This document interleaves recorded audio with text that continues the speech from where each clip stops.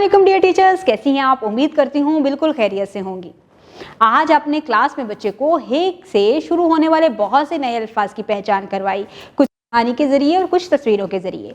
कहानी सुनाते हुए आपने स्टोरी टेलिंग के टीचिंग मेथड को फॉलो करना है, जिसमें आपकी आवाज़ का उतार चढ़ाव, आपका लबो लहजा, आपकी बॉडी लैंग्वेज बहुत ज़्यादा इन्वॉल्व होती है।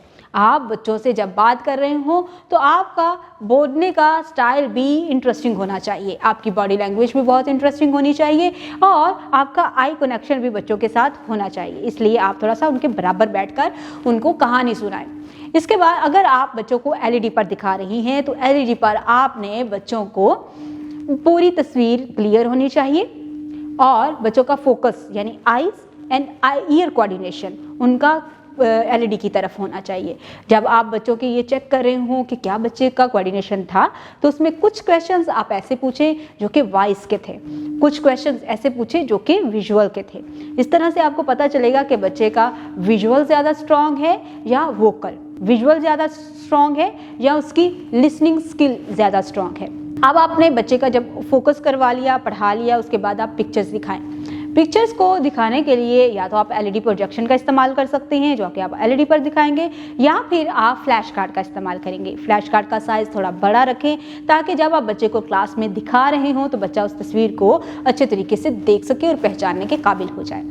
इसके बाद आपने जब बच्चे को हर्फ की पहचान कर रहे हों तो उसकी पूरी और आधी शक्ल की पहचान करवाएं और बताएं कि जब हम नए अल्फाज लिखते हैं तो उसमें हम हे की आधी शक्ल लिखते हैं। स्ट्रीम एक्टिविटीज़ बहुत इंटरेस्टिंग एक्टिविटीज़ हैं, ये आपकी क्लास को बहुत बिजी रखेंगी, आपकी क्लास में का लर्निंग एटीट्यूड चेंज होगा, आपकी क्लास जो है वो बहुत इन्वॉल्व होगी। तो इसलिए इसको जितना इंटरेस्टिंग बना सकती हैं उतना बनाएं।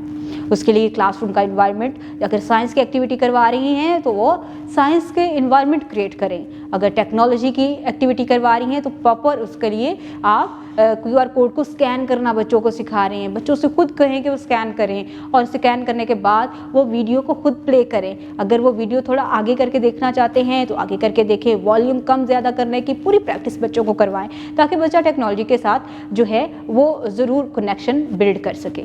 इसके बाद अगर आप बच्चे को इंजीनियरिंग सिखा रही हैं तो उसमें जो भी एक्टिविटीज़ आप करवा रही हैं बच्चों को मुकम्मल तौर पर इन्वॉल्व करें, बच्चों की फाइन मोटर स्किल्स के ऊपर काम करें, ग्रॉस मोटर स्किल्स के ऊपर काम करें और बच्चे को चीज़ों को बिल्ड करना सिखाएं। उसके बाद अगर आप मैथ की एक्टिविटी करवा रहे हैं तो क्लास का पूरा इन्वायरमेंट मैथ के मुताबिक करवा लें ताकि बच्चे जो हैं वो अपने अंदर फील करें कि वो जो एक्टिविटीज़ करवा रही हैं वो उनके लिए भी ज़रूरी हैं और वो उससे बहुत कुछ सीखते हैं। तो ये आपके लिए भी बड़ा आसान रहेगा और टीचर्स के लिए भी। अब आपने क्लास वर्क करवाना है और साथ में होमवर्क भी देना है, तो आपने बच्चे की डायरी के ऊपर बहुत क्लियर इंस्ट्रक्शंस रखनी है। उम्मीद करती हूँ आपने आज की इस वीडियो से बहुत कुछ सीखा होगा। मज़ीद सीखने और जानने के लिए हमारे साथ रहिएगा। मिलते हैं अगली वीडियो में, तब तक के लिए खुदा हाफिज़।